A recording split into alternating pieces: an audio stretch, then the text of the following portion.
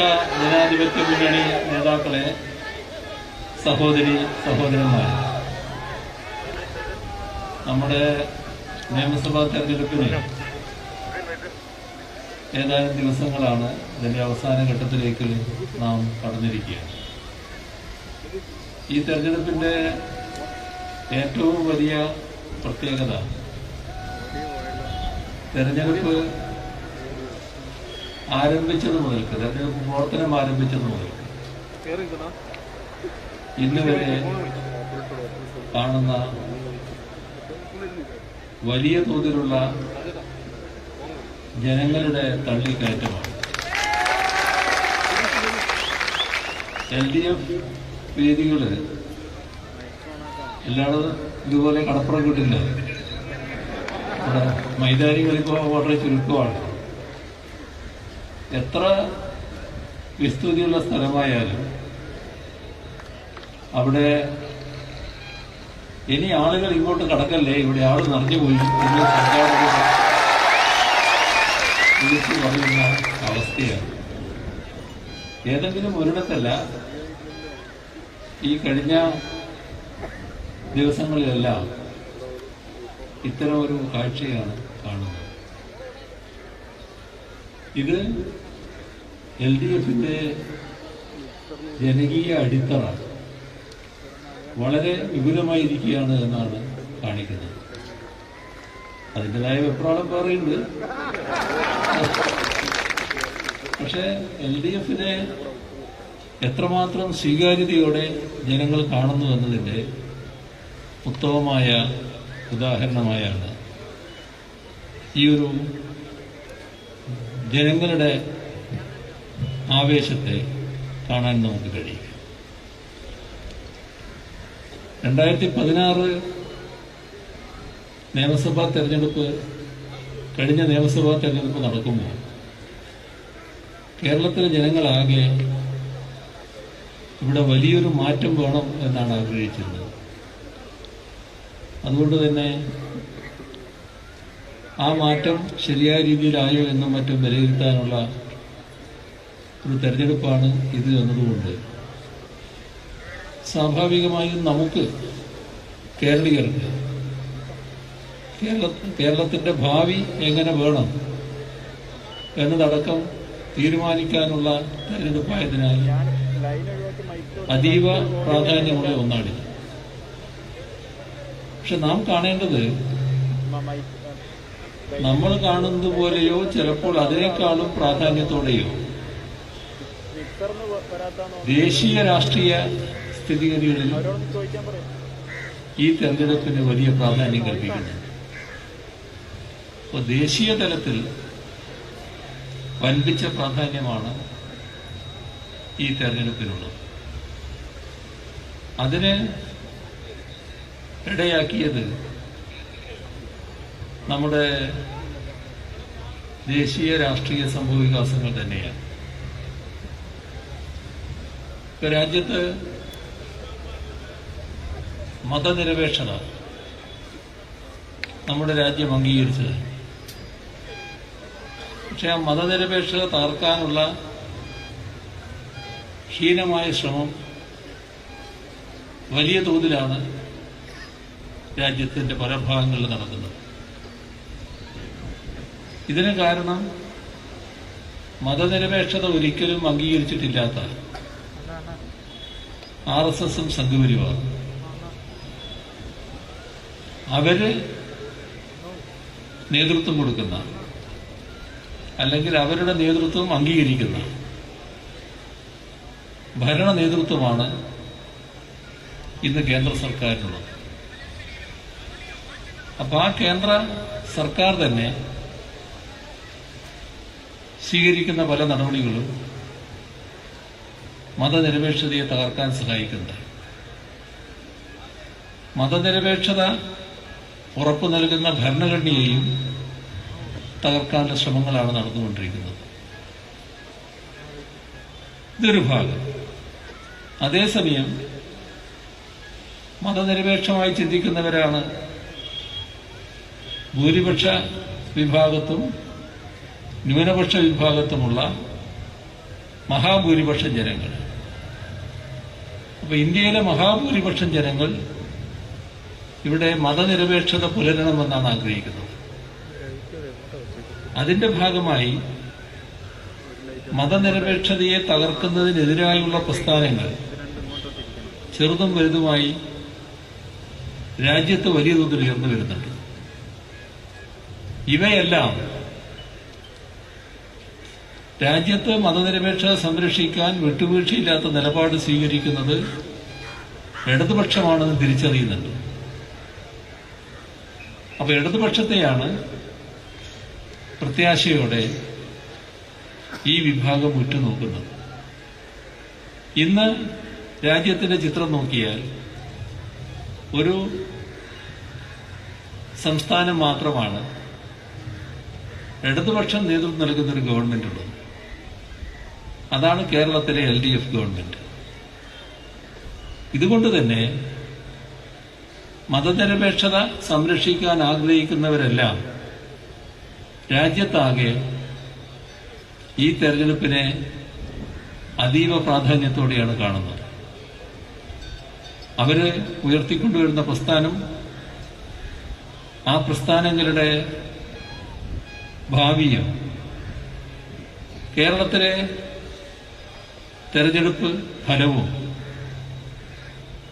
പരസ്പരം ബന്ധമുണ്ട് എന്നുവരെ ആ വിഭാഗം ചിന്തിക്കുകയാണ്. നമ്മുടെ മതനിരപേക്ഷതയുമായി ബന്ധപ്പെട്ട പ്രശ്നങ്ങൾ പരിശോധിച്ചാൽ മതനിരപേക്ഷത തകർക്കാൻ ശ്രമിക്കുമ്പോൾ മതനിരപേക്ഷത സംരക്ഷിക്കാൻ വേണ്ടി മതനിരപേക്ഷമാണെന്ന് അവകാശപ്പെടുന്നവരെല്ലാം കൃത്യമായ നിലപാട് സ്വീകരിച്ചു പോകണമല്ലോ. അങ്ങനെ നിലപാട് സ്വീകരിക്കാൻ നമ്മുടെ അനുഭവത്തിൽ മതനിരപേക്ഷമാണെന്ന് അവകാശപ്പെടുന്ന പല പാർട്ടികൾക്കും കഴിയുന്നില്ല. ഇപ്പൊ ഉദാഹരണത്തിന്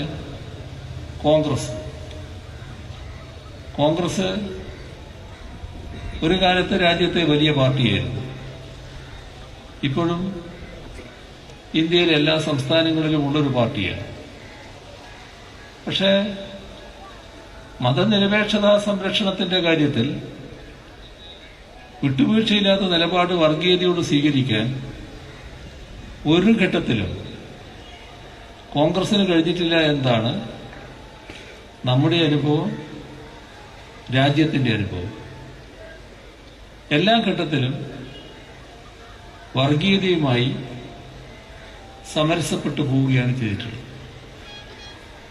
ഇതിന്റെ ഭാഗമായി അവർ സ്വീകരിച്ച നിലപാട് രാജ്യത്ത് മതനിരപേക്ഷത തകർക്കാൻ വ്യത്യസ്ത മാർഗങ്ങൾ സംഘപരിവാർ സ്വീകരിക്കുന്നുണ്ട്. അതിന്റെ ഭാഗമായി ചില പ്രത്യേക അടയാളങ്ങൾ, ചില പ്രത്യേക പ്രതീകങ്ങൾ എല്ലാം അവർ ഉയർത്തിക്കൊണ്ടുവരാറുണ്ട്. പ്രത്യേകമായ ചില പ്രശ്നങ്ങൾ ഉയർത്തിക്കൊണ്ടുവരാറുണ്ട്. ഒരു ഘട്ടത്തിൽ നാം കഴിക്കുന്ന ഭക്ഷണം എന്താകണം, ആ പ്രശ്നം വലിയൊരു വർഗീയ പ്രശ്നമായിട്ടാണ് ഉയർത്തിക്കൊണ്ടുവന്നത്.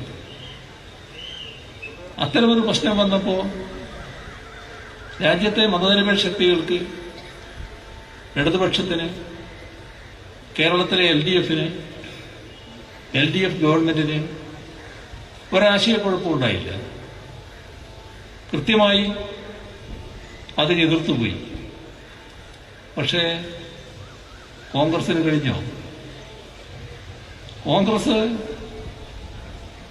രാജ്യത്താകെ കോൺഗ്രസിന്റെ പ്രാമാണികരായ നേതാക്കന്മാർ ഈ പ്രശ്നം ഉയർത്തിക്കൊണ്ടുവരുന്നവരോടൊപ്പം നിന്നുകൊണ്ട് ആ വാദഗതിക്ക് നല്ല പിന്തുണ ലഭിക്കത്തക്ക വർത്തമാനങ്ങൾ പറയുകയായിരുന്നു, അതിന് പിന്തുണ നൽകുകയായിരുന്നു.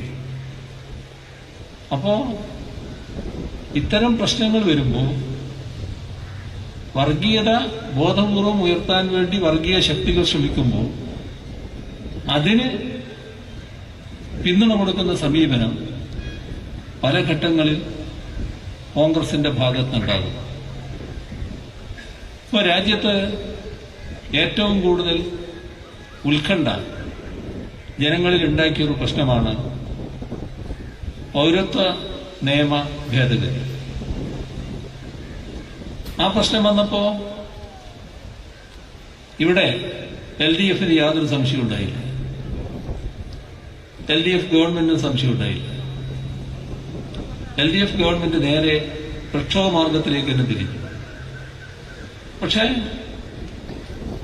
പ്രതിപക്ഷത്തോട് പറഞ്ഞു, ഇത് നമുക്ക് എല്ലാവർക്കും ഒന്നിച്ച് നിന്ന് നിൽക്കാമല്ലോ, നമുക്ക് ഒന്നിച്ച് പ്രതിഷേധിക്കാം,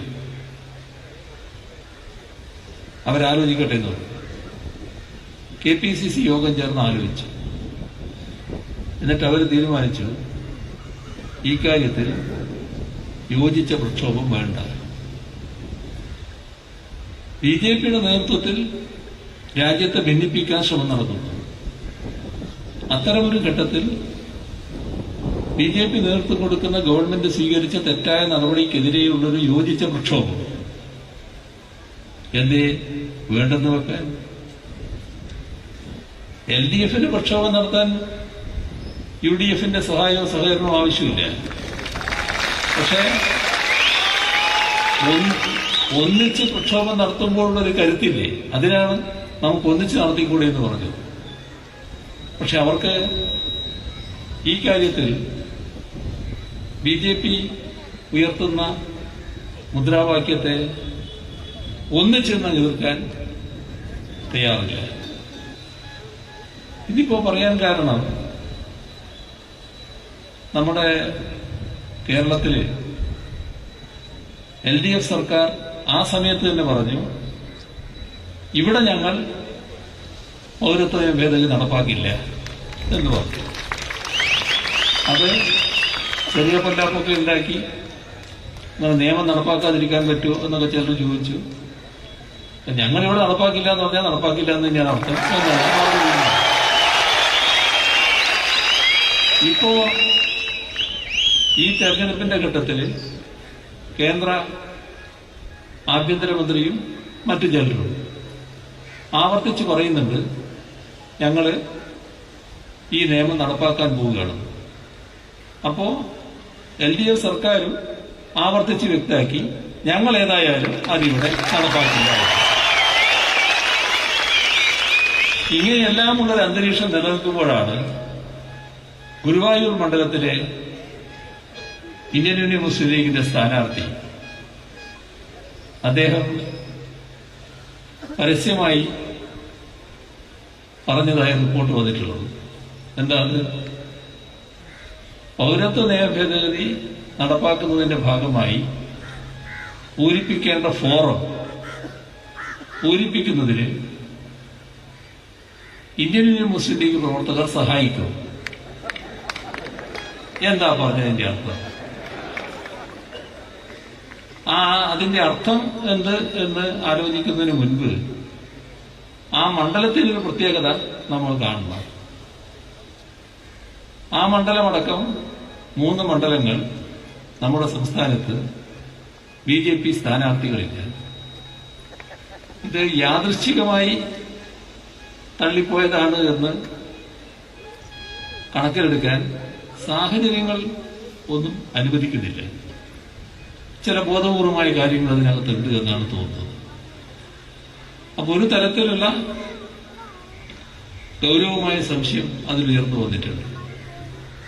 അപ്പൊ ആ ഘട്ടത്തിലാണ് അവിടെ മത്സരിക്കുന്ന UDFന്റെ സ്ഥാനാർത്ഥി ഇത് BJPയുടെ സ്ഥാനാർത്ഥിത്വം തള്ളുന്നതിന് മുൻപ് തന്നെ BJPക്ക് കൂടി സ്വീകാര്യമായ അടയാളങ്ങളോടുകൂടി പരസ്യമായി ഗുരുവായൂരിൽ പൊതുവേദിയിൽ പ്രത്യക്ഷപ്പെടുന്നത്. എന്താണ് അതിന്റെ അർത്ഥം? ഇന്ത്യൻ യൂണിയൻ മുസ്ലിം ലീഗിന്റെ സ്ഥാനാർത്ഥിയായ ഒരാൾക്ക് BJPക്ക് കൂടി സ്വീകാര്യമാകുന്ന പൊതു അടയാളങ്ങൾ സ്വീകരിക്കാൻ എങ്ങനെ കഴിഞ്ഞു? അത് BJPയെ പ്രീണിപ്പിക്കുക, BJPയുടെ വോട്ട് വാങ്ങുക എന്ന തന്ത്രത്തിന്റെ ഭാഗമാണ്. അതിന്റെ തുടർച്ചയാണ് ഇപ്പോ ഇദ്ദേഹം കേരള നിയമസഭയിലുണ്ടായിരുന്നു. ഞങ്ങള് നിയമസഭ പൗരത്വ നിയമ ഭേദഗതിക്കെതിരെ പ്രമേയം പാസാക്കിയതാണ്. ആ പ്രമേയത്തെ പിന്താങ്ങിയ ആളാണ് ഇദ്ദേഹം. കാരണം ഐക്യകണ്ഠേനയാണ് ആ പ്രമേയം അംഗീകരിച്ചത്. ആ നിയമസഭാംഗം ഇപ്പോ പരസ്യമായി പറയാണ്, ഞങ്ങള് ഫോറം പൂരിപ്പിക്കാൻ സഹായിക്കുന്നത്. ഇനിയൊരു മുസ്ലിം ലീഗിന്റെ നിലപാടല്ലേ അദ്ദേഹം പറയുന്നത്? എങ്ങനെ ഇന്ത്യൻ യൂണിയൻ മുസ്ലിം ലീഗ് ഇങ്ങനെയൊരു നിലപാട് വന്നു? ഇവിടെ നേരത്തെ ഞങ്ങൾ ചൂണ്ടിക്കാണിക്കുന്നൊരു കാര്യമുണ്ടായിരുന്നു. ഒരു കേരളതല യോജിപ്പ് കോൺഗ്രസ്, ലീഗ്, UDF, BJP ഇവ തമ്മിലുണ്ട് എന്ന്.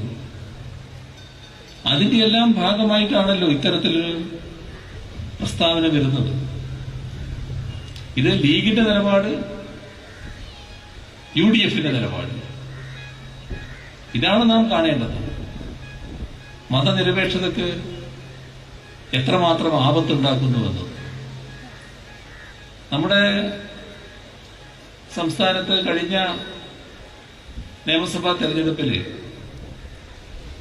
BJPക്ക് നിയമസഭയിൽ അക്കൗണ്ട് തുടങ്ങാൻ കഴിഞ്ഞു. എങ്ങനെയാ അക്കൗണ്ട് തുടങ്ങാനായത്? ഞങ്ങളന്ന് പറഞ്ഞു നേമത്ത് ഒത്തുകളിയാണ്, UDF വോട്ട് മറിച്ചു കൊടുക്കുകയാണ്. പക്ഷെ അന്ന് ഇവരാരും അംഗീകരിക്കാൻ തയ്യാറായില്ല. ഇപ്പൊ ഇവർക്ക് തള്ളി പറയാൻ പറ്റുമോ? അവരെല്ലാരും സമ്മതിക്കല്ലേ? BJPയുടെ ജയിച്ച സ്ഥാനാർത്ഥി, BJP നേതാവ്, അദ്ദേഹം പറയുന്നു കോൺഗ്രസ്സുകാർ എനിക്ക് വോട്ട് ചെയ്തിട്ടുണ്ട്, കോൺഗ്രസ് നേതൃത്വത്തിന്റെ അറിവോടെയാണ്, ഇത്തരം പ്രാദേശിക നീക്കുപോക്കുകൾ ശരിയാണ്, ഇനിയും അത് തുടരും, ഇതിന്റെ ഗുണം BJPക്കാണ്. ഇത്രയും അദ്ദേഹം പറഞ്ഞു വെച്ചു. അന്ന് UDFന്റെ സ്ഥാനാർത്ഥിയായിരുന്ന സ്ഥാനാർത്ഥി പരസ്യമായി പറയാണ്, കോൺഗ്രസ് നേതാക്കളും പ്രവർത്തകരും ഒരു ഘട്ടമായപ്പോൾ രംഗത്തുണ്ടായില്ല. അപ്പോൾ കോൺഗ്രസ് നേതാക്കന്മാരോട് പറഞ്ഞു, ഇവരെ കാണുന്നില്ല, ഒന്നും ചെയ്തില്ല. പോളിംഗ് ദിവസം ഈ പ്രവർത്തകരാകെ BJPയോടൊപ്പം വോട്ടെണ്ണി കോൺഗ്രസ് വോട്ട് കാണാനില്ല, UDF വോട്ട് കാണാനില്ല. കോൺഗ്രസിന് വലിയ ശക്തി ഉണ്ട് എന്ന് കാണുന്ന ഒരു മണ്ഡലമാണ്, വോട്ട് കാണാനേ ഇല്ല. അതിനെക്കുറിച്ച് UDF യോഗം ചർച്ച ചെയ്തു, അന്വേഷണ കമ്മീഷൻ വെച്ചു. അന്വേഷണ കമ്മീഷൻ കണ്ടെത്തി കോൺഗ്രസിന്റെയും BJPയുടെയും നേതാക്കൾ ഒരു വീട്ടിൽ ഒത്തുകൂടി കാര്യങ്ങൾ ചർച്ച ചെയ്തു, ചിലത് കൈമാറി. ഇങ്ങനെ കോൺഗ്രസ് വോട്ടുകളാകെ BJPക്ക് കൊടുക്കുന്ന സ്ഥിതി ഉണ്ടായി. ആ ആളുകളുടെ പേരെടുത്ത് പറഞ്ഞുകൊണ്ട് അവരെ പേര് നടപടി വേണം എന്ന കമ്മീഷൻ ആവശ്യപ്പെട്ടു. കോൺഗ്രസ് ഒരു നടപടി എടുത്തില്ല. എല്ലാം എന്തിനു വേണ്ടി? തൊട്ടപ്പുറത്തെ ഒരു മണ്ഡലത്തില് ഒരു കോൺഗ്രസ് സ്ഥാനാർത്ഥി ജയിച്ചു വരാൻ വേണ്ടി. നമ്മുടെ കേരളത്തിന്റെ ചരിത്രം തിരുത്തി BJPക്ക് നിയമസഭയിൽ അക്കൗണ്ട് തുടങ്ങാനുള്ള അവസരം ഒരുക്കിയ അവസരവാദ നിലപാട്, ഈ വർഗീയ ശക്തിയെ പ്രോത്സാഹിപ്പിക്കുന്ന നിലപാട് കോൺഗ്രസിന്റെ ഭാഗത്തുനിന്നുണ്ടായി. ഇതിപ്പോ പരസ്യം. ഈ തെരഞ്ഞെടുപ്പിൽ ഒരുപാട് സ്ഥലങ്ങളിൽ ഇത്തരത്തിലുള്ള നീക്കങ്ങൾ നടന്നുകൊണ്ടിരിക്കുന്നു.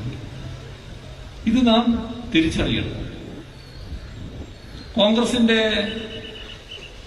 നില നോക്കണം. കോൺഗ്രസും BJPയും തമ്മിലുള്ള അതിർവരമ്പ് നേർത്തു പോവുകയാണല്ലോ. പ്രധാന പ്രശ്നം ഇത് തന്നെയാണ്, നേരത്തെ പറഞ്ഞു തന്നെയാണ്. മതനിരപേക്ഷതയെ സംരക്ഷിക്കണമെങ്കിൽ വർഗീയതയോട് വിട്ടുവീഴ്ചയില്ലാതെ നിലപാട് സ്വീകരിക്കണം. കോൺഗ്രസ് ഒരു ഘട്ടത്തിലും അത് കഴിയുന്നില്ല. ഇപ്പൊ കോൺഗ്രസ് എന്ന വലിയ പാർട്ടി, രാജ്യത്തെ വലിയ പാർട്ടി, ഇന്നെന്താ അവസ്ഥ? ഇവിടെ ചിലര് ഒരു പ്രചരണമായിട്ട് വന്നു. ആ പ്രചരണമായിട്ട് വന്നവർക്ക് നല്ല ഗൂഢോദ്ദേശം ഉണ്ടായിരുന്നു. അവർ പറഞ്ഞത്, ഇവിടെ കോൺഗ്രസ് പരാജയപ്പെട്ടാൽ പിന്നെ വരിക BJP ആണ്. കോൺഗ്രസ് ഇല്ലാതായി പോയാൽ BJP ആവും. അതുകൊണ്ട് കോൺഗ്രസിനെയും UDF-നെയും ജയിപ്പിക്കൽ പ്രധാനമാണ്. ഈ വാദഗതിക്കാർക്ക് മറ്റൊരു ഉദ്ദേശമാണ്. പക്ഷെ നാട്ടിലെല്ലാവർക്കും അറിയാവുന്ന യാഥാർത്ഥ്യമുണ്ടല്ലോ. കേരളത്തെക്കുറിച്ചാണല്ലോ പറയുന്നത്. കേരളത്തിൽ മാത്രമാണല്ലോ BJP-യെ പ്രതിരോധിച്ച് നിൽക്കുന്നത്. ആ പ്രതിരോധം കോൺഗ്രസ് ആണോ UDF ആണോ? ആ പ്രതിരോധം ശക്തമായി ഉയർത്തിയിട്ടുള്ളത് ഇടതുപക്ഷവും LDF-ഉം അല്ലേ? LDF അല്ലേ അതിന്റെ പ്രധാന ശക്തി സ്രോതസ്? നാടിനാകെ അറിയാവുന്ന കാര്യമല്ലേ അത്? അത് മറ്റൊരു രീതിയിൽ അവതരിപ്പിക്കാൻ നോക്കുകയാണ്. ഇവിടെ കോൺഗ്രസിന്റെ അവസ്ഥ നമ്മൾ പരിശോധിച്ചാൽ, ഒരു തെരഞ്ഞെടുപ്പ് വരുമ്പോൾ ആ തെരഞ്ഞെടുപ്പിൽ വളരെ വാശിയോടെയാണല്ലോ എല്ലാ പാർട്ടികളുടെയും പ്രവർത്തകർ പ്രവർത്തിക്കുക. സ്വന്തം സ്ഥാനാർത്ഥിയെ വിജയിപ്പിക്കുന്നതിന് വേണ്ടി വീറോടെ പ്രവർത്തിക്കുകയാണല്ലോ. കോൺഗ്രസിന്റെ അവസ്ഥ ആലോചിക്കും. കോൺഗ്രസ് സ്ഥാനാർത്ഥി ജയിച്ച് കോൺഗ്രസ് MLA ആവുന്നില്ല. ജയിച്ചയാൾ നേരെ BJP MLA ആവുകയാണ്. എന്തൊരു നാണക്കേടാണെന്ന് നോക്കണം. ഇപ്പോ ഗോവയിൽ അതല്ലേ സംഭവിച്ചത്? ഗോവയിലെ ഏറ്റവും വലിയ ഒറ്റ പാർട്ടി കോൺഗ്രസ് ആയിരുന്നു. പാർലമെന്ററി ജനാധിപത്യ നടപടിക്രമം അനുസരിച്ച് ഗവൺമെന്റ് രൂപീകരിക്കാൻ, അവകാശവാദം പുറപ്പെടുവിക്കാൻ അധികാരമുണ്ട് ആ പാർട്ടിക്ക്. പക്ഷെ പറ്റിയോ? ജയിച്ചു വന്ന MLA-മാര് കോൺഗ്രസ് ആവണ്ടേ? അവർ നേരെ BJP ആയി. അവരെ വെച്ചാണ് അവിടെ ഗവൺമെന്റ് ഉണ്ടാക്കിയത്. ഇതല്ലേ മണിപ്പൂര്?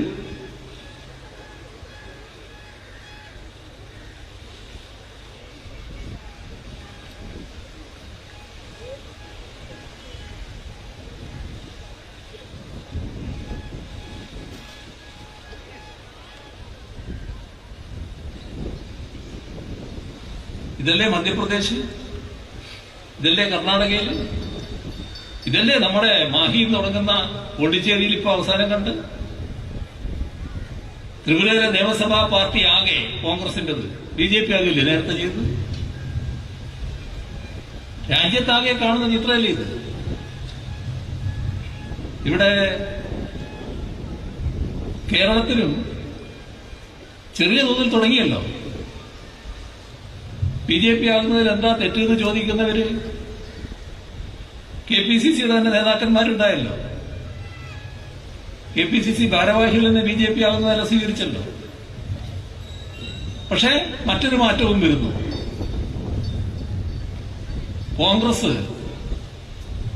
വർഗീയ പ്രീണന നയം തുടരുന്നു. കോൺഗ്രസിനോടൊപ്പം നിൽക്കാനാവില്ല എന്ന നിലപാട് സ്വീകരിച്ച് LDF-നോടൊപ്പം നിൽക്കാൻ തയ്യാറാകുന്ന പഴയ കോൺഗ്രസ് നേതാക്കൾ വരുന്നു. PC ചാക്കോ അഖിലേന്ത്യാടിസ്ഥാനത്തിൽ തന്നെ അംഗീകരിക്കപ്പെട്ട നേതാവാണ്. ഇപ്പൊ ഇവിടെ ശ്രീ സുരേഷ് ബാബു, വയനാട്ടില് റോസക്കുട്ടി ടീച്ചർ, ഇങ്ങനെ പല പ്രധാനികളും KPCC-യുടെ പ്രധാനികളായിരുന്നവര് കോൺഗ്രസിന്റെ വർഗീയ പ്രീണന നയത്തോടൊപ്പം യോജിച്ചു പോകാൻ കഴിയില്ല എന്ന നിലപാടെടുക്കുകയാണ്. എന്നാൽ കോൺഗ്രസിന് തിരുത്താൻ കഴിയുന്നുണ്ടോ? അപ്പൊ നമ്മുടെ സംസ്ഥാനത്ത് BJP-യെ പ്രതിരോധിക്കുക എന്ന് പറയുമ്പോൾ അത് കൃത്യമായി കഴിയുന്നത് ഇവിടുത്തെ LDF-ന് മാത്രമാണ്. കാരണം വിട്ടുവീഴ്ചയില്ലാത്ത നിലപാട്. ഇവിടെ RSS-ന്റെ ആക്രമണത്തിന് വിധേയമായി രക്തസാക്ഷിത്വം വരിക്കേണ്ടി വന്ന ആളുകളുടെ നേരെ നോക്കിയാൽ മതി. എന്താണ് പ്രതിരോധത്തിന്റെ കരുത്ത് എന്ന് മനസ്സിലാക്കണമെങ്കിൽ ആ പ്രതിരോധത്തെ ദുർബലപ്പെടുത്താനാണ് ആ രീതിയിലുള്ള ആക്രമണങ്ങൾ ഇവിടെ നടന്നിരുന്നത്. അതാണ് LDF.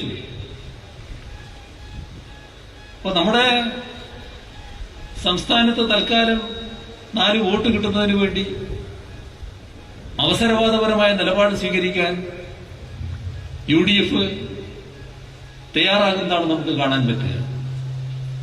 ഇപ്പൊ കഴിഞ്ഞ നിയമസഭാ തെരഞ്ഞെടുപ്പിൽ LDFനെ അധികാരത്തിലേറ്റുമ്പോൾ ജനങ്ങൾ ഒരുപാട് പ്രതീക്ഷകൾ വെച്ചു പുലർത്തിയിരുന്നു. ഒന്ന്, നാടിന്റെ മുരടിപ്പ് അവസാനിക്കണം. ഒന്നും നടക്കില്ല എന്ന നിലയാണ് ഇവിടെ. ഏതായാലും ആ നിരാശാജനകമായ അവസ്ഥ മാറിയിട്ടുണ്ട്. ഇവിടെ ഒന്നും നടക്കില്ല എന്ന് ചിന്തിച്ചവരെല്ലാം ഇവിടെ പലതും നടക്കും എന്ന് പറയുന്ന അവസ്ഥയിലേക്ക് എത്തിയിട്ടുണ്ട്. അവരുടെ കൺമുന്നിൽ തെളിവുകൾ 16 നമ്മുടെ റോഡുകളുടെ അവസ്ഥ പൊട്ടിപ്പൊളിഞ്ഞു കിടക്കുന്നത്. ഇപ്പോ തീരദേശമെന്നോ മലയോരമെന്നോ ഗ്രാമമെന്നോ നഗരമെന്നോ ഉള്ള വ്യത്യാസമില്ല. എല്ലായിടങ്ങളിലെയും റോഡ് അതിമനോഹരമായി കിടക്കുന്നു. സ്കൂളുകൾ എന്തൊരു മാറ്റമാണ്. 16 സ്കൂളാണോ ഇപ്പൊ കാണുന്നത്? ലോകോത്തര നിലവാരമുള്ള സ്കൂളല്ലേ ഇപ്പൊ കാണുന്നത്? സ്കൂളിലേക്ക് കടന്നു ചെല്ലുന്ന കുഞ്ഞുങ്ങളുടെ മനമങ്ങ് കുളിരില്ലേ? Hi tech school, smart class room, എല്ലാം ലോകോത്തര നിലവാരം. LDF പറയുന്നത് ഇതിവിടെ നിന്നാൽ മതിയോ? ഇവിടുന്ന് ഇനിയും ഉയരണ്ടേ? ആ ഉയർച്ച എങ്ങനെ LDF കൃത്യമായ കാഴ്ചപ്പാട് അവതരിപ്പിക്കുന്നു. ഈ കുഞ്ഞുങ്ങള് ഇപ്പോ അതിവിശിഷ്ടമായ വിജ്ഞാനമാണ് നേടിക്കൊണ്ടിരിക്കുന്നത്. കാരണം അവരുടെ അക്കാദമിക് നിലവാരം ഉയരുകയാണ്. അപ്പൊ അവരെ സ്വീകരിക്കാൻ പറ്റുന്നൊരു വിജ്ഞാന സമൂഹം നമുക്ക് വേണം. അവര് സെക്കൻഡറി തലം കഴിഞ്ഞങ്ങ് ചെല്ലുമ്പോൾ അതിനു പറ്റിയ ഉന്നത വിദ്യാഭ്യാസ മേഖല വേണം. അതുകൊണ്ട് തന്നെ ഉന്നത വിദ്യാഭ്യാസ മേഖലയെ ഉടച്ചു വാർക്കുകയാണ്. ഇന്ന് പലതരം ഇല്ലായ്മകളുണ്ട്. അത് മുഴുവൻ മാറ്റി തീർക്കുകയാണ്. ലോകോത്തര നിലവാരമുള്ള യൂണിവേഴ്സിറ്റികളും ഉന്നത വിദ്യാഭ്യാസ സ്ഥാപനങ്ങളുമായി മാറുന്നു. സ്വാഭാവികമായും വലിയ തോതിലുള്ള സാമ്പത്തിക ബാധ്യത അതിന് വരും. ആദ്യഘട്ടമായി പ്രധാന യൂണിവേഴ്സിറ്റികൾക്ക് 125 കോടി രൂപ, അല്ലാത്തവർക്ക് 75 കോടി രൂപ ആദ്യമേ അനുവദിക്കുകയാണ്. ബാക്കി കാര്യങ്ങൾ ആവശ്യം പോലെ ചെയ്യും. ഏതായാലും നാട് വികസിക്കുന്നു, കേരളം മാറുന്നു. ആ മാറ്റത്തിനനുസൃതമായ ഒരു വിദ്യാഭ്യാസ മേഖല നമുക്ക് വേണം. എങ്കിലേ നാടിന്റെ പുരോഗതി വീണ്ടും സാധ്യമാക്കാൻ നമുക്ക് കഴിയും. അതിന് പണം തടസ്സമാകാൻ പറ്റില്ല എന്ന് തന്നെയാണ് LDF കാണുന്നത്. ഇത് എവിടെയെത്തും? കേരളത്തെ ഒരു ഉന്നത വിദ്യാഭ്യാസ ഹബ്ബാക്കി മാറ്റുന്നിടത്തും. കേരളം ഇന്നും ഗവേഷണം നടക്കുന്നുണ്ട്, ചെറിയ തോതിലാണ്. ഒരു ഗവേഷണ സമൂഹം ഇവിടെ ഉണ്ടാവും. അത് സമൂഹത്തിന്റെ വികാസവുമായി ബന്ധപ്പെട്ട വിഷയങ്ങൾ വ്യാപകമായി ഗവേഷണം നടത്തപ്പെടും. ഗവേഷകര് സമൂഹവുമായി വലിയ തോതിൽ സംവദിക്കുന്നതിന് വരും. 500 പോസ്റ്റ് ഡോക്ടറൽ ഫെലോഷിപ്പ് തന്നെ അനുവദിക്കും. എല്ലാം ലോകോത്തരമായ തലത്തിലേക്ക് മാറും. ദേശീയ തലത്തിലുള്ള സ്ഥാപനങ്ങളുടെ നിലവാര പട്ടികയിൽ ചുരുക്കം എണ്ണത്തിൽ കേരളത്തിലെ സ്ഥാപനങ്ങൾ ഉണ്ടാവും. ലോകതലത്തിൽ ആദ്യത്തെ 100-ൽ നമ്മുടെ ചില വിദ്യാഭ്യാസ സ്ഥാപനങ്ങളും ഉണ്ടാകും. ഇപ്പോ നമ്മുടെ വിദ്യാർത്ഥികൾ കേരളത്തിന് പുറത്തും രാജ്യത്തിന് പുറത്തും പോയി പഠിക്കുകയാണ്. ഇത് തിരിച്ചു സംഭവിക്കും. കേരളത്തിലെ ഈ വിദ്യാഭ്യാസ സ്ഥാപനങ്ങളുടെ നിലവാരം കേട്ടറിഞ്ഞ്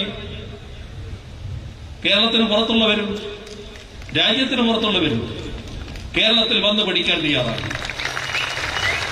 നമ്മുടേതുപോലെ ഒരു നാട് ആരും കൊതിക്കില്ല ഇവിടെ വന്ന് പഠിക്കാൻ. എന്തൊരു പ്രകൃതി മനോഹാരിത, എത്രമാത്രം മിതമായ കാലാവസ്ഥ,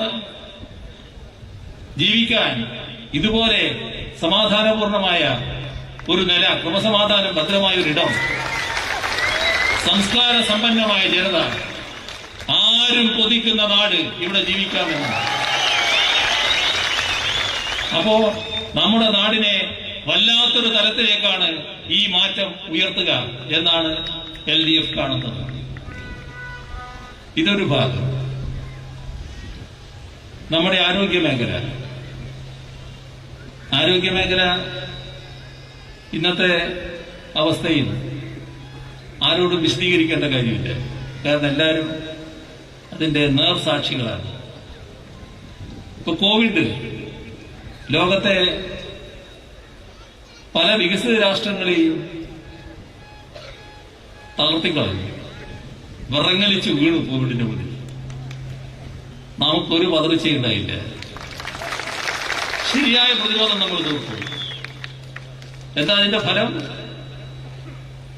ഇന്ന് കോവിഡ് ബാധിക്കാത്തവർ ഏറ്റവും കൂടുതലുള്ളത് നമ്മുടെ സംസ്ഥാനത്താണ്.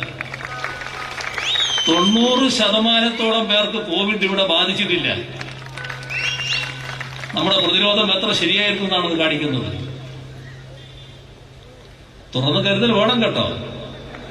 കാരണം പ്രതിരോധം ബാധിച്ചില്ല എന്ന് പറയുമ്പോൾ ബാധിക്കാൻ സാധ്യതയുള്ളവരിവിടെ ഉണ്ട് എന്നാണ് അർത്ഥം. അപ്പൊ ആ പ്രതിരോധമാണ് നമ്മളെ ബാധിക്കാതിരുന്നത്. പക്ഷെ ഞാൻ ശ്രദ്ധിച്ചൊരു കാര്യം, നമ്മുടെ യോഗങ്ങൾ വലിയ ആൾക്കൂട്ടമല്ലേ കാണുന്ന എല്ലാ യോഗത്തിലും. ആ യോഗത്തിൽ ഞാൻ നോക്കുമ്പോൾ എല്ലാവരും കൃത്യമായി മാസ്ക് ധരിച്ചിട്ടുണ്ട്. മാസ്ക് ധരിക്കാത്തവർ എന്നത് കാണുന്നേയില്ല. അങ്ങനെ ഒരു മാറ്റം പൊതുവെ നമ്മുടെ സമൂഹത്തിൽ കാണുന്നുണ്ട്. ഒരു ജാഗ്രത പൊതുവെ ഉയർന്നു വന്നിട്ടുണ്ട്. ഇതോടൊപ്പം ലോകം നമ്മളെ ആശ്ചര്യത്തോടെ നോക്കുകയാണ്, അത്ഭുതാതരങ്ങളോടെയാണ് നോക്കുന്നത്. എന്തേ? ലോകത്ത് ഏറ്റവും കുറഞ്ഞ കോവിഡ് മരണ നിരക്ക് നമ്മുടെ ഈ കൊച്ചു കേരളത്തിൽ. ഇതവരെ ആശ്ചര്യപ്പെടുത്തുകയാണ്. നമ്മുടെ ആർദ്രം മിഷനിലൂടെ നമ്മുടെ ആരോഗ്യ മേഖലയുടെ നിലയൊക്കെ മാറ്റിയല്ലോ. നേരത്തെ ആരോഗ്യ മേഖല എന്തായിരുന്നു? ആശുപത്രിയിൽ ആവശ്യത്തിന് ഡോക്ടറില്ല, നേഴ്സില്ല, സ്റ്റാഫില്ല, മരുന്നില്ല. ഇപ്പോഴെല്ലാം ഉണ്ട്. രോഗീ സൗഹൃദം, പ്രാഥമിക ആരോഗ്യ കേന്ദ്രം, കുടുംബാരോഗ്യ കേന്ദ്രമായി, താലൂക്ക് ആശുപത്രി മുതൽ മെഡിക്കൽ കോളേജ് ആശുപത്രി വരെ പലതരത്തിലുള്ള സൂപ്പർ സ്പെഷ്യാലിറ്റി സൗകര്യങ്ങൾ വന്നു. ഇവിടെ മതിയോ? ഇതുപോരാ എന്നാണ് LDF പറയുന്നത്. ഇവിടുന്ന് ഇനിയും ഉയരണം. എങ്ങോട്ട്? നമുക്കറിയാം, ലോകത്തിന്റെ പല കേന്ദ്രങ്ങളിൽ വലിയ ലോകോത്തര നിലവാരമുള്ള ചില ആരോഗ്യ കേന്ദ്രങ്ങളുണ്ട്. വിദഗ്ധ ചികിത്സക്ക് പലരും തേടിപ്പോകുന്ന ചില കേന്ദ്രങ്ങൾ. നമ്മുടെ ആരോഗ്യ മേഖല ഏത് രീതിയിൽ വളരാനും ഇപ്പോൾ സജ്ജമാണ്. അതുകൊണ്ട് തന്നെ അത്തരം ലോകോത്തര ആരോഗ്യ കേന്ദ്രങ്ങൾ ഈ കേരളത്തിൽ വേണം എന്നാണ് LDF കാണുന്നത്. ഇത് ഹെൽത്ത് ടൂറിസം ശക്തിപ്പെടുത്തും. രോഗികളായവർ ചികിത്സയ്ക്ക് വേണ്ടി എത്തുന്ന വലിയൊരു പ്രദേശമായി കേരളത്തെ മാറ്റിയെടുക്കാൻ പറ്റും. അതും ആളുകൾ ആഗ്രഹിക്കുന്ന കാര്യമാണ്. അത്തരമൊരവസ്ഥയിലേക്ക് മാറണം എന്നാണ് LDF കാണുന്നത്. നമ്മുടെ നാട് തൊഴിൽ പ്രശ്നം ഗൗരവമായി നിൽക്കുന്ന ഒരു നാടാണ്. അഭ്യസ്ത വിദ്യരായ ധാരാളം പേർക്ക് തൊഴിലില്ല. ഇതില് മാറ്റം വേണമെന്ന് നാട് ആഗ്രഹിക്കുന്നു. ഇപ്പോ ഈ അവസ്ഥ മാറ്റും എന്ന് LDF പറഞ്ഞിരിക്കുന്നു. അടുത്ത 5 വർഷം കൊണ്ട് ഈ തൊഴിൽ പ്രശ്നം പരിഹരിക്കും എന്ന് പറഞ്ഞിരിക്കുന്നു. എങ്ങനെ? ഇപ്പൊ തന്നെ സർക്കാർ സ്വീകരിച്ചു വരുന്ന ചില നടപടികളുണ്ട്. 16 നമ്മുടെ കേരളം വലിയ തോതിലുള്ള അഴിമതി കുപ്രസിദ്ധിയാർജിച്ച ഒരു സംസ്ഥാനമായിരുന്നു. ലോകത്താകെയുള്ള മലയാളികൾ വല്ലാതെ നാണം കെട്ടുന്നു. എന്റെ നാടിങ്ങനെ ആയിപ്പോയല്ലോ. ഇപ്പോഴോ രാജ്യം വിവിധ സംസ്ഥാനങ്ങളിലെ അഴിമതിയുടെ നിലവാരം കണക്കാക്കുന്നു. എന്നിട്ട് രാജ്യം തന്ന സാക്ഷ്യപത്രം അഴിമതി ഏറ്റവും കുറഞ്ഞ സംസ്ഥാനം കേരളം എന്നാണ്. ഇത് രാജ്യതലത്തിലുള്ള പേര് മാത്രമല്ല, ഈ യശസ് രാജ്യാന്തര തലത്തിൽ വരികയാണ്. കാരണം ലോകത്ത് അഴിമതിയില്ലാത്ത പ്രദേശങ്ങൾ വിരളാണ്. അപ്പൊ ഇന്ത്യയിൽ കേരളം എന്നൊരു സംസ്ഥാനം അഴിമതിയില്ല പോലും എന്ന് ലോകമാകെ അറിയാൻ അതിന്റെ ചില പ്രത്യേകതകൾ വരുന്നുണ്ട്. വൻകിട ബഹുരാഷ്ട്ര കമ്പനികളിൽ ചിലത്. എന്നാൽ നമുക്ക് അവിടെ ഒരു നിക്ഷേപമായാൽ എന്താ എന്നാലോചിക്കുക. എന്തുകൊണ്ടാ? അഴിമതിയില്ലാത്തടത്ത് ഒരു പ്രോജക്റ്റിൽ നിക്ഷേപിക്കാൻ കൊണ്ടുവരുന്ന തുക മുഴുവനായും ആ പ്രോജക്റ്റിൽ നിക്ഷേപിക്കാം. അഴിമതി ഉണ്ടെങ്കിലോ അത് പല വഴിക്ക് പോകും. ആ പ്രശ്നം ഉണ്ടാവില്ല അഴിമതിയില്ലാത്തടത്ത്. ചിലർ വന്നു, ചിലർ അന്വേഷണത്തിലാണ്. അപ്പോ മെഗാ പ്രോജക്റ്റുകൾ വരും. 10,000ങ്ങൾക്ക് തൊഴിലവസരം ഒരുക്കാൻ പറ്റുന്ന തരത്തിലുണ്ടായി. അതോടൊപ്പം LDF കൃത്യമായി പറഞ്ഞിരിക്കുന്നു, കേരളത്തിന്റെ വ്യാവസായിക വികസനത്തിന് 10,000 കോടി രൂപ ഈ അടുത്ത 5 വർഷം ചെലവഴിക്കുമെന്ന്. അതിന്റെ ഭാഗമായി വരുന്ന വലിയ വൻകിട പദ്ധതികൾ, ചില പദ്ധതികൾ ഇപ്പൊ തന്നെ ആസൂത്രണം ചെയ്തിട്ടുണ്ട്. അതിന്റെ ഭാഗമായി 10,000ങ്ങൾക്ക് തൊഴിലവസരം ലഭിക്കും. ഇതോടൊപ്പം നമ്മുടെ നാട്ടിലെ സൂക്ഷ്മ ചെറുകിട ഇടത്തരം വ്യവസായങ്ങൾ വലിയ തോതിൽ വികസിച്ചിരിക്കുകയാണ്. ലക്ഷക്കണക്കിന് ആളുകൾക്ക് തൊഴിലവസരമുണ്ട് അതിന്റെ ഭാഗമായി. അതോടൊപ്പം തന്നെ അവയെ കൂടുതൽ വികസിപ്പിക്കും എന്ന് LDF പറഞ്ഞിരിക്കുകയാണ്. അതിലൂടെയും ലക്ഷങ്ങൾക്ക് തന്നെ തൊഴിലവസരം ഉണ്ടാക്കാൻ കഴിയും. പരമ്പരാഗത വ്യവസായ മേഖലയിൽ ശക്തമായ ഇടപെടലാണ് LDF സർക്കാർ നടത്തിയത്. തുടർന്നും ഈ മേഖലയിൽ തൊഴിലവസരം വർദ്ധിപ്പിക്കും എന്ന് LDFന്റെ പ്രകടന പത്രിക വാഗ്ദത്തം ചെയ്തിരിക്കുകയാണ്. ഇതോടൊപ്പം തദ്ദേശ ഭരണ സ്ഥാപനങ്ങൾക്ക് ഒരു പങ്ക് വഹിക്കാനുണ്ട്. കോവിഡിന്റെ സമയമായതുകൊണ്ട് നേരത്തെ പ്രഖ്യാപിച്ചൊരു പദ്ധതി നടപ്പാക്കാനായില്ല. ഇപ്പോ ഏപ്രിൽ തൊട്ട് നടപ്പാക്കണം എന്ന് ഗവൺമെന്റ് നേരത്തെ നിശ്ചയിച്ചിട്ടുണ്ട്. അതെന്താണ്? ജനസംഖ്യാനുപാതികമായി തൊഴിൽ നൽകലാണ്. 1000-ന് 5 പേർക്ക് തൊഴിൽ. എത്രയാണോ ഒരു തദ്ദേശ ഭരണ സ്ഥാപനത്തിലെ ജനസംഖ്യ, അത്രയും തൊഴിൽ ആനുപാതികമായി നൽകണം. ഒരു വർഷം, എല്ലാ വർഷവും നൽകണം. ഇത് പ്രയാസമുള്ള കാര്യമല്ല. നല്ല രീതിയിൽ തൊഴിലവസരം വർദ്ധിപ്പിക്കാൻ കഴിയും. അതോടൊപ്പം ഈ തൊഴിൽ സംരംഭങ്ങൾ വരുമ്പോൾ ഒരുതരം മസിൽ പിടുത്തം ചിലയിടത്തുണ്ട്. അതങ്ങ് മാറും. ഇത് നാടിന് ആവശ്യമാണ്, തൊഴിലവസരം വർദ്ധിപ്പിക്കേണ്ടതാണ് എന്ന ഒരു ആരോഗ്യകരമായ സമീപനം സ്വാഭാവികമായി തന്നെ ഇതിന്റെ ഭാഗമായി വളർന്നു വരികയും ചെയ്യും. ഇതിപ്പോ നടപ്പാക്കാൻ പോകുന്ന പദ്ധതിയാണ്. ഇതിനു പുറമെ കോവിഡ് നമ്മുടെ മുന്നിൽ തന്ന ഒരവസരമുണ്ട്. അത് കോവിഡ് വന്നപ്പോ നമ്മുടെ കേരളത്തിൽ വന്നിട്ടുള്ളൊരു പ്രശ്നമാണ്. അതിനു മുൻപ് IT മേഖല ലോകത്തിലെ IT ഭീമന്മാരെന്ന് പറയുന്ന കമ്പനികളുണ്ട്. അവരിൽ ചിലർ ഇങ്ങോട്ട് വരികയാണ്. ചിലർ വന്ന് തുടങ്ങുന്ന അടുത്തെത്തിക്കഴിഞ്ഞു. വലിയ ആയിരക്കണക്കിന് ആളുകൾക്ക് തൊഴിലാണ് അവർ നൽകുക. അപ്പൊ അവരുടെ സൈറ്റ് ഇവിടെ തുടങ്ങാനാണ് ആഗ്രഹിക്കുന്നത്, അവരുടെ ക്യാമ്പസ് തുടങ്ങാൻ ആഗ്രഹിക്കുന്നത്. യഥാർത്ഥത്തിൽ ലക്ഷക്കണക്കിന് ആളുകൾക്ക് തൊഴിലവസരം ഉറപ്പുവരുത്തക്ക രീതിയിലാണ് നമ്മുടെ IT വികസനം നടക്കുന്നത്. IT വികസന കാര്യത്തിൽ എറണാകുളത്തെ ഒരു സൈബർ വാലിയാക്കി മാറ്റും എന്ന് LDF പ്രഖ്യാപിച്ചിട്ടുണ്ട്. കേരളം വലിയ തോതിൽ IT മേഖല വികസിക്കുകയാണ്. എല്ലാ സ്ഥലത്തും കൂടുതൽ സ്ഥാപനങ്ങൾ വരികയാണ്. ഇതിന്റെ കൂടെ സ്റ്റാർട്ടപ്പുകൾ. ഇന്ത്യയിലെ ഏറ്റവും മികച്ച സ്റ്റാർട്ടപ്പ് സംവിധാനം കേരള സംസ്ഥാനമാണ് എന്ന് രാജ്യം സാക്ഷ്യപ്പെടുത്തുന്നു. കാരണം സംസ്ഥാന ഗവൺമെന്റ് നൽകുന്ന സഹായവും പിന്തുണയും. UDFന്റെ കാലത്ത് 300 സ്റ്റാർട്ടപ്പാണ്, ഇപ്പോഴത് 4000-ആണ്. എന്നാൽ LDF പറയുന്നത് 15,000 സ്റ്റാർട്ടപ്പുകളിലേക്ക് എത്തിക്കുമെന്നാണ്. ഇതൊരു പുതിയ രീതിയാണ്. നമ്മുടെ ചെറുപ്പക്കാര് പഠനം കഴിഞ്ഞ് തൊഴിൽ തേടിപ്പോവുകയല്ല, തൊഴിൽ ദാതാക്കളായി മാറുക. പഠിക്കുമ്പോൾ തന്നെ സ്റ്റാർട്ടപ്പ് തുടങ്ങാനുള്ള തയ്യാറെടുപ്പിലാണ്. വലിയ മാറ്റം തൊഴിൽ രംഗത്ത് അതിന്റെ ഭാഗമായി സംഭവിക്കുന്നു. ഇതിനു പുറമെയാണ് കോവിഡ് നൽകിയ സൗകര്യം. ഈ ആയിരക്കണക്കിന് ആളുകൾ ജോലി ചെയ്യുന്ന കൂറ്റൻ കെട്ടിടം, അവിടെ ഇപ്പോ ആളില്ല. ഉണ്ടെങ്കിൽ വിരലുണ്ടാവുന്നവരെയുള്ളൂ.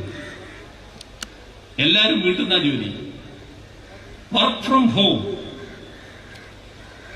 എല്ലാവരും പൊരുത്തപ്പെട്ടിരിക്കുന്നു, തൊഴിലെടുക്കുന്നവരും തൊഴിൽ ദാതാക്കളും. അപ്പോൾ സർക്കാർ ആലോചിച്ചത് നമ്മുടെ കേരളത്തിൽ ഇതൊരു അവസരമായിട്ട് എടുത്തുകൂടെ എന്നാണ്. കാരണം ഇവിടെ അഭ്യസ്തവിദ്യരായ ധാരാളം ആളുകൾ തൊഴിലില്ലാതെ വീട്ടിലുണ്ട്, പ്രത്യേകിച്ച് സ്ത്രീകൾ. നേരത്തെ തൊഴിലെടുത്തവരും ഇപ്പൊ തൊഴിലെടുക്കാത്തവരായിട്ട് ചെല്ലുന്നുണ്ട്. കല്യാണം കഴിഞ്ഞപ്പോൾ തൊഴിൽ വേണ്ടെന്ന് വെച്ചു, കുഞ്ഞു പറഞ്ഞപ്പോ തൊഴിൽ വേണ്ടെന്ന് വെച്ചു, പല കാരണങ്ങളാൽ തൊഴിൽ വേണ്ടെന്ന് വെച്ചവരുണ്ട്. ചില പ്രൊഫഷനുകൾ തൊഴിലില്ലാതെ നിൽക്കുന്നുണ്ട്.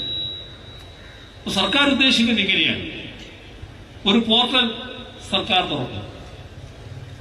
ആ പോർട്ടലില് തൊഴിൽ ആഗ്രഹിക്കുന്ന ആളുകൾ അവരുടെ പേര്, വിദ്യാഭ്യാസ യോഗ്യത, മറ്റു വിവരങ്ങളെല്ലാം വെച്ച് രജിസ്റ്റർ ചെയ്യും. അതേസമയം സർക്കാർ തന്നെ ലോകത്തുള്ള തൊഴിൽ ദാതാക്കളെ ബന്ധപ്പെടും. അവരും ഈ പോർട്ടലിന്റെ ഭാഗമായി വരും. ഉദാഹരണത്തിന് ഒരു കമ്പനി 300 പേരെ തൊഴിലെടുക്കുന്നു വിചാരിക്കുക. അപ്പോൾ കമ്പനി പോർട്ടലിനെ അറിയിക്കും, ഇന്ന വിദ്യാഭ്യാസ യോഗ്യതയുള്ളവരെയാണ് ആവശ്യം. അപ്പോൾ പോർട്ടൽ എന്ത് ചെയ്യും? ആ വിദ്യാഭ്യാസ യോഗ്യത ഉള്ളവരുടെ വിവരങ്ങൾ ഇവരുടെ കയ്യിലുണ്ട്. ആ വിവരങ്ങളെല്ലാം കമ്പനിക്ക് കൊടുക്കും. അതിൽ നിന്ന് അർഹരായ 300 പേരെ അവർ തെരഞ്ഞെടുക്കും. ഇതാണ് ആശയം. ഇപ്പൊ അത് കേവല ആശയമല്ല, പ്രയോഗത്തിലായി. പോർട്ടല് രജിസ്റ്റർ ചെയ്തു, അതിന്റെ കൂടെ ആളുകളും രജിസ്ട്രേഷൻ ആരംഭിച്ചു.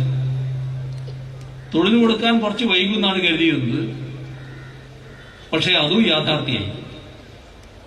ലോക പ്രശസ്ത കമ്പനികളിൽ ഒന്നാണ് ഏണസ്റ്റ് ആൻഡ് യങ്. അവര് പോർട്ടലിനെ സമീപിച്ചു. അവർക്ക് വേണ്ടത് അതീവ സാങ്കേതിക വൈദഗ്ധ്യമുള്ളവരെയാണ്. അവർക്ക് വേണ്ട വിദ്യാഭ്യാസ യോഗ്യത പോർട്ടലിന് അവർ കൊടുത്തു. പോർട്ടലിൽ കയ്യിലുള്ള വിവരങ്ങൾ ഏണസ്റ്റ് ആൻഡ് യങ്ങിന് കൊടുത്തു. നോക്കുമ്പോൾ അവർക്ക് വേണ്ട വിദ്യാഭ്യാസ യോഗ്യതയുള്ളവർ ഇവിടെയുണ്ട്. അവർക്ക് വേണ്ട മുഴുവൻ ആളുകളെയും ഇതിന്റെ ഭാഗമായി ഏണസ്റ്റ് ആൻഡ് യങ് എടുത്തു. അത് തുടങ്ങിക്കഴിഞ്ഞു. സർക്കാർ ഉദ്ദേശിക്കുന്നത് ഇത് ശരിയായ രീതിയിൽ യാഥാർത്ഥ്യമായാൽ 20 ലക്ഷം ആളുകൾക്ക് ഇങ്ങനെ കേരളത്തിൽ തൊഴിൽ നൽകാൻ കഴിയുമെന്നാണ്. വീട്ടിൽ നിന്ന് തൊഴിലെടുക്കാനുള്ള അവസരം അതാണ് ലഭിക്കാൻ പോകുന്നത്. ഇതെല്ലാം ചേർത്താണ് 40 ലക്ഷം പേർക്ക് തൊഴിൽ എന്ന് LDF പറഞ്ഞത്. ഇങ്ങനെയൊരു മാറ്റം കേരളത്തിൽ വരുന്നതോടെ തൊഴിൽ തേടി അലയേണ്ട അവസ്ഥ ഇവിടെ ഉണ്ടാകില്ല. ആ ഒരു മാറ്റമാണ് LDF ഉദ്ദേശിക്കുന്നത്. കേരളം വളരുന്നു, പുതിയ തലത്തിലേക്ക് മാറുന്നു. തൊഴിൽ തേടി അലയുന്ന ആരുമില്ലാത്ത ഒരു കേരളമാക്കി നമ്മുടെ കേരളത്തെ മാറ്റാൻ LDF ശ്രമിക്കുന്നു. ഇവിടെ നമുക്കറിയാം, കേരളം ഒരുപാട് പേര് പാവപ്പെട്ട ഒരു നാടാണ്. അതിനാണ് ലൈഫ് മിഷൻ നാം തുടങ്ങിയത്. പാവപ്പെട്ടവർക്ക് വീട് 2.5 ലക്ഷത്തിലധികം വീട് ഇപ്പോൾ പൂർണ്ണമായി. അത്രയും കുടുംബം താമസിക്കുന്നു. 1.5 ലക്ഷം വീടുകൾ അതിന്റെ ഭാഗമായി തന്നെ ഈ വർഷം പണി പൂർത്തിയാകാനിരിക്കുന്നു. അതോടൊപ്പം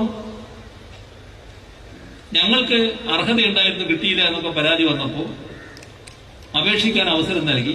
അവരുടെ അപേക്ഷ പരിശോധിച്ചുകൊണ്ടിരിക്കുന്നു. അർഹരായവർക്ക് വീട് നൽകും എന്ന് നേരത്തെ LDF സർക്കാർ പ്രഖ്യാപിച്ചിട്ടുണ്ട്. ഇപ്പോ LDF പറഞ്ഞിരിക്കുന്നത് അടുത്ത 5 വർഷം 5 ലക്ഷം വീടുകൾ കേരളത്തിൽ നൽകുമെന്നാണ്. ഇതൊക്കെ LDF-നല്ലാതെ മറ്റാർക്ക് പറയാൻ കഴിയും? UDF-ന് പറ്റുമോ? UDF പറഞ്ഞല്ലോ, ഞങ്ങൾ അധികാരത്തിലേറിയാൽ ലൈഫ് മിഷൻ പിരിച്ചുവിടും. അതല്ലേ UDF-ന്റെ സമീപനം. അവരുടെ പാവങ്ങളോടുള്ള സമീപനം നമുക്കറിയാലോ.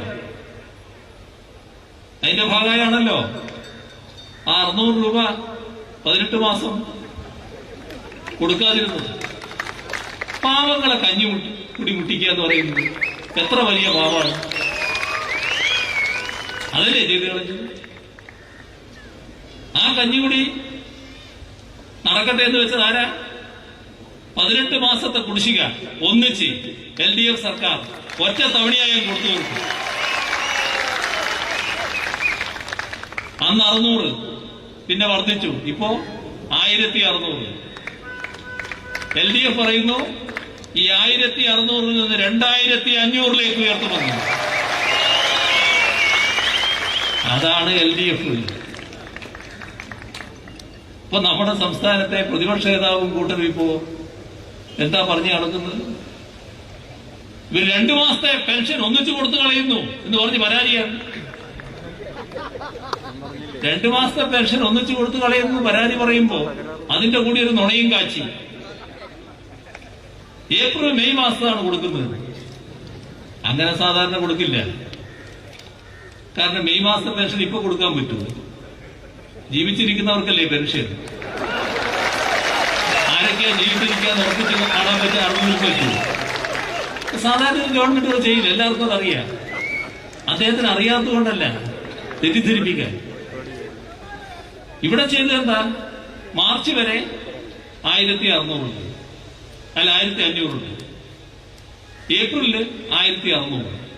അപ്പോ മാർച്ചിലെ 1500, ഏപ്രിലിലെ 1600 ഒന്നിച്ച് ചേർത്ത് 3700 രൂപ ഏപ്രിൽ ആദ്യം കൊടുക്കുന്നു. ഇതാണ് തീരുമാനിച്ചത്. ഇത് ഇലക്ഷന്റെ ഭാഗമായി തീരുമാനിച്ചതല്ല. വിഷു വരുന്നത് ഏപ്രിൽ 4-ന് ഈസ്റ്റർ, ഏപ്രിൽ 14-ന് റംസാൻ മാസം തുടങ്ങുന്നു. എല്ലാം കൊണ്ടും ആളുകൾ സന്തോഷിക്കേണ്ട അവസരം. ആ സന്തോഷത്തിനുള്ള അവസരമൊരുക്കുക. ആളുകളെ വിഷമിപ്പിക്കാനല്ല സർക്കാർ. ആളുകൾക്ക് ഏതെല്ലാം രീതിയിൽ സന്തോഷിക്കാൻ കഴിയും അതിനാവശ്യമായ സൗകര്യങ്ങൾ ഒരുക്കാനാണ് ഒരു സർക്കാർ പ്രവർത്തിക്കുന്നത്. അപ്പോഴല്ല ആലോചിക്കുക, നേരത്തെ ആലോചിക്കും. നേരത്തെ ആലോചിച്ച് അത് തീരുമാനങ്ങൾ എടുക്കും. അത് തെരഞ്ഞെടുപ്പ് വരുന്നുണ്ടോ നോക്കിയിട്ടല്ല. തെരഞ്ഞെടുപ്പ് അതിനൊരു ഘടകമല്ല. 2021 തെരഞ്ഞെടുപ്പ് വരുന്നെന്ന് കണ്ടിട്ടാണോ 600 വർദ്ധിച്ച് 1600-ലേക്ക് എത്തിയത്? പാവങ്ങളോടുള്ള പ്രതിബദ്ധതയാണ് അതിന് കാരണം. ആ ഭാഗം ഞാനിപ്പോ കൂടുതലായിട്ട് പറയുന്നില്ല. ഇവിടെ കടലിൽ ജീവൻ പൊലിഞ്ഞു പോകുന്ന ധാരാളം ആളുകൾ ഉണ്ടാകാറുണ്ട്. ഓഖി ദുരന്തം വന്നപ്പോ വലിയ നാശനഷ്ടമാണ് സംഭവിച്ചത്. ഒരു നാമമാത്രമായ സഹായ സാധാരണ കൊടുക്കുക. LDF സർക്കാർ അത്തരമൊരു സഹായത്തിന് എന്താണ് അർത്ഥം എന്നാലോചിച്ചു. ആദ്യമായി കേരളത്തിന്റെ ചരിത്രത്തിലല്ല, രാജ്യത്തിന്റെ തന്നെ ചരിത്രത്തിൽ ആദ്യമായി അത്തരമൊരു കുടുംബത്തിന് 20 ലക്ഷം രൂപ നൽകാൻ തീരുമാനിച്ചു. അതിനനുസൃതമായി എല്ലാം മാറി. കേന്ദ്ര സർക്കാർ വളരെ തുച്ഛമായ തുകയാണ്. ഇത് കണ്ടപ്പോഴാണ് മറ്റു സംസ്ഥാനങ്ങളടക്കം കേരളത്തിന്റെ മാതൃക സ്വീകരിക്കണമെന്ന് പറഞ്ഞുകൊണ്ട് മുദ്രാവാക്യം ഉയർത്തിയത്. ഓർമ്മയില്ലേ? പാവങ്ങളുള്ള പ്രതിബദ്ധതയാണ് അതിനൊക്കെ കാരണം. 21 തെരഞ്ഞെടുപ്പ് വരുന്നുണ്ടോ നോക്കിയിട്ടല്ല, ആ പ്രതിബദ്ധത വേണം. അതാണ് ഈ പ്രതിപക്ഷ നേതാവിനും കോൺഗ്രസിനും UDF-നും ഇല്ലാത്തത്. എന്താ ഇപ്പോൾ ചെയ്തത്? വലിയ സന്തോഷത്തിൽ ഇത് മുട്ടിക്കാൻ കഴിഞ്ഞു. ഒന്നും മുട്ടാൻ പോകുന്നില്ല. LDF സർക്കാർ എപ്പോഴും പാവങ്ങളെ ചേർത്ത് പിടിച്ചു നിൽക്കും, അതിലൊരു സംശയവും വേണ്ട. അത് തടയാൻ നിങ്ങൾക്കാവില്ല. ഇപ്പൊ നോക്കണം, നമ്മുടെ വിദ്യാർത്ഥികള് അവർ ഉച്ചഭക്ഷണം സാധാരണ സ്കൂളിൽ നിന്ന് കഴിക്കലാണ്. സ്കൂൾ ഉണ്ടായില്ലല്ലോ. അപ്പൊ അവർക്കുള്ള അരി വീട്ടിലെത്തിച്ചു കൊടുക്കാറുണ്ട്. സാധാരണ വീട്ടിലെത്തിച്ചു കൊടുക്കാറുണ്ട്. നേരത്തെ കൊടുത്തു ഒരു തവണ. പിന്നെ കൂപ്പണായാലും ഒന്ന് ആലോചിച്ചു. പക്ഷെ കൂപ്പണായാൽ ചില പ്രശ്നങ്ങളുണ്ട്. വേണ്ട, നേരിട്ട് തന്നെ കൊടുക്കുന്നതാണ് നല്ലത്. നേരിട്ട് കൊടുക്കാൻ നടപടിയുണ്ട്. അത് തെരഞ്ഞെടുപ്പുമായിട്ട് ബന്ധപ്പെട്ടിട്ടാണെന്നാണ് ഇദ്ദേഹത്തിന്റെ കണ്ടുപിടുത്തം. നമ്മുടെ APL BPL വ്യത്യാസം. APL-നകത്തുള്ള ചില ആളുകള് ഞങ്ങൾ BPL പെട്ടവരാണെന്ന് പലപ്പോഴും പരാതിപ്പെടാറുണ്ട്. പക്ഷെ പരിഹരിക്കാൻ കുറച്ച് പ്രയാസമുണ്ട്. കാരണം BPL-ന്റെ എണ്ണം എത്രയാണെന്ന് നിശ്ചയപ്പെടുത്തിയിട്ടുണ്ട്. ആ എണ്ണത്തിൽ വർദ്ധിക്കാൻ പറ്റില്ല. അതാണ് അതിന്റെ പ്രശ്നം. ഇത്തരമൊരു ഘട്ടം വന്നപ്പോ ആളുകൾ സന്തോഷിക്കേണ്ട ഘട്ടം. അവർക്ക് അരിയാഹാരം കഴിക്കുന്നവരല്ലേ നമ്മളെല്ലാവരും കൂടുതലും. അവര് അരി വേണമല്ലോ. APL-കാർക്ക് കിട്ടുന്നത് തുച്ഛമായ അരിയാണ്. അതൊന്നും തികയില്ല. അപ്പോ ഒരു ന്യായമായ വിലക്ക് അരി കൊടുക്കാൻ തീരുമാനിച്ചു. അതിലെന്താ തെറ്റ്? നാടിന്റെ ആകെ സന്തോഷത്തിൽ അവരും പങ്കാളികളാവണ്ടേ? അവരെന്താ വലിയ സമ്പന്നരാണോ? നമ്മുടെ നാട്ടിൽ ജീവിക്കുന്ന ഇടത്തരക്കാര്, ചിലർ നേരത്തെ പറഞ്ഞ BPL ഗണത്തിൽപ്പെട്ടവരും APL-ആണ് സാങ്കേതികമായി. എന്ത് തെറ്റാണ് ഇതിലുള്ളത്? ഇവിടെ ഈ തരത്തിലുള്ള ആളുകൾക്ക് സർക്കാർ സഹായം ചെയ്തതിനെ കുറ്റം പറഞ്ഞ പ്രതിപക്ഷ നേതാവ്, അതിനെതിരെ പരാതിപ്പെട്ട പ്രതിപക്ഷ നേതാവ് മനസ്സിലാക്കേണ്ട ഒരു കാര്യം, ഇതെല്ലാം എല്ലാവർക്കുമാണ്. കിറ്റ് തുടക്കം മുതൽ സ്വീകരിച്ചതാണ്. കോവിഡാണ് അതിനിടയാക്കിയത്. കോവിഡ് ഒഴിഞ്ഞു പോയില്ല. അതിന്റെ പ്രശ്നങ്ങൾ ഇപ്പോഴും നിലനിൽക്കുന്നു. അതുകൊണ്ടാണ് ഇപ്പോഴും തുടർന്നത്. നമ്മുടെ നാട് അത് പൂർണ്ണമായി സ്വീകരിച്ചിരിക്കുന്നു. ഇതിലെല്ലാം എല്ലാവരും ഇല്ലേ? നാട്ടിൽ ജീവിക്കുന്ന എല്ലാ രാഷ്ട്രീയക്കാർ, എല്ലാ ജാതി മതസ്ഥർ, ഇതൊന്നും ഇല്ലാത്തവരുണ്ടെങ്കിൽ അവര് എല്ലാം ഇതിലുണ്ടല്ലോ. ഒരു ഭേദചിന്തയില്ലല്ലോ. യഥാർത്ഥത്തില് ഈ പ്രതിപക്ഷ നേതാവ് പറഞ്ഞ കാര്യങ്ങളോട് അദ്ദേഹത്തിന്റെ പാർട്ടിയിൽപ്പെട്ട കുടുംബങ്ങൾ യോജിക്കും. ഈ പറഞ്ഞവരൊക്കെ അതാലോചിച്ച് നോക്കിയാൽ മതി. പക്ഷെ എന്തിനേയും എതിർക്കുക എന്നുള്ളതാണ് സമീപനം. ഒരു കാര്യം മാത്രമേ കാണേണ്ടൂ. നിങ്ങൾ എതിർക്കുന്നത് LDF-നെയോ LDF സർക്കാരിനെയോ അല്ല, ഈ നാടിനെയും ജനങ്ങളെയുമാണ്. അതോർത്തോ. ഉറപ്പാണ് അതിന്റെ ഫലം അനുഭവിക്കേണ്ടി വരുമെന്നുള്ളത്. ഇവിടെ കൂടുതൽ കാര്യങ്ങളിലേക്ക് ഞാൻ കടക്കുന്നില്ല. നാം നാടിന്റെ വികസന കാര്യങ്ങളിൽ, ജനക്ഷേമ പ്രവർത്തനങ്ങളിൽ നാം നേരിടേണ്ടി വന്ന ഒരുപാട് ദുരന്തങ്ങളിൽ എല്ലാം നാടും നാട്ടുകാരും ഐക്യത്തോടെയും ഒരുമയോടെയും പ്രവർത്തിച്ച് നല്ല വിജയം നേടാനായിട്ടുണ്ട്. അതിന്റെ നേരവകാശികള് യഥാർത്ഥത്തിൽ ബഹുജനങ്ങളാണ്. നമ്മുടെ നാടും നാട്ടുകാരും ഒന്നിച്ചിരുന്നതിന്റെ ഫലമായിട്ടാണ് ഇങ്ങനൊരു വിജയം നേടാൻ നമുക്കായി. ഇതിവിടെ നിന്നാൽ മതിയോ? അതാണ് ചോദ്യം. പോരാ, ഇനിയും നമുക്ക് ഉയരണം. കേരളത്തെ ലോകോത്തര നിലവാരത്തിലേക്ക് ഉയർത്തണം. നമ്മുടെ ആധുനിക കാലത്തെ വികസിത രാഷ്ട്രങ്ങളുണ്ട്. ആ വികസിത രാഷ്ട്രങ്ങളോട് കിടപിടിക്കാവുന്ന ഒരു നവകേരളം നമുക്ക് സൃഷ്ടിച്ചെടുക്കാനാവണം. അതിനെ ഇതേവരെ നിങ്ങൾ നൽകിയ സഹകരണവും പിന്തുണയും തുടർന്നും നൽകണമേ എന്നാണ് നാട്ടുകാരോടും നാടിനോടും ഞങ്ങൾക്ക് അഭ്യർത്ഥിക്കാനുള്ളത്. ഇതിന്റെ ഭാഗമായി ഇവിടെ ഇതേവരെയുള്ള നേട്ടങ്ങളിൽ ഞങ്ങളോടൊപ്പം പ്രവർത്തിച്ച ഒരുപാട് പേര് കോഴിക്കോട് നിന്ന് നിയമസഭാംഗങ്ങളായി ഉണ്ടായിരുന്നു. ഇപ്പൊ കോഴിക്കോട് നോർത്തിൽ നിന്ന് നമ്മുടെ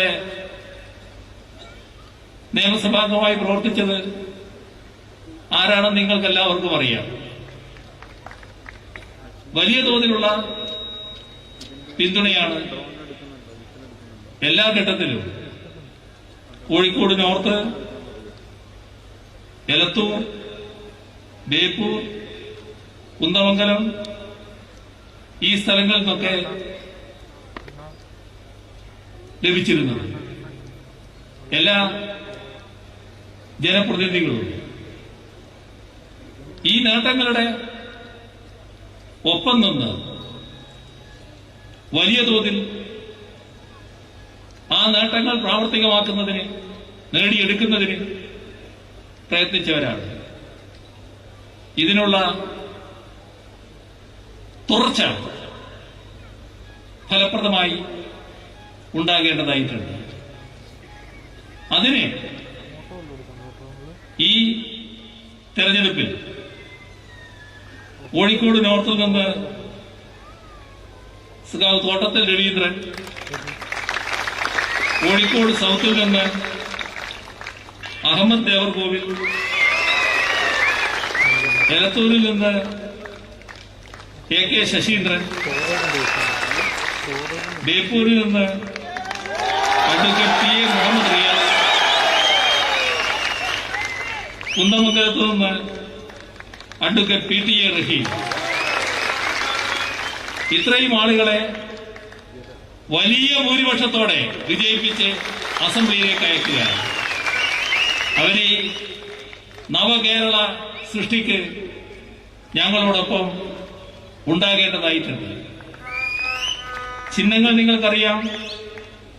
കോഴിക്കോട് നോർത്തിലും ബേപ്പൂരിലും മത്സരിക്കുന്ന തോട്ടത്തിൽ രവീന്ദ്രനും അഡ്വക്കേറ്റ് PA മുഹമ്മദ് റിയാസും അരിവാച്ചുറ്റിക നക്ഷത്രം അടയാളമാണ്.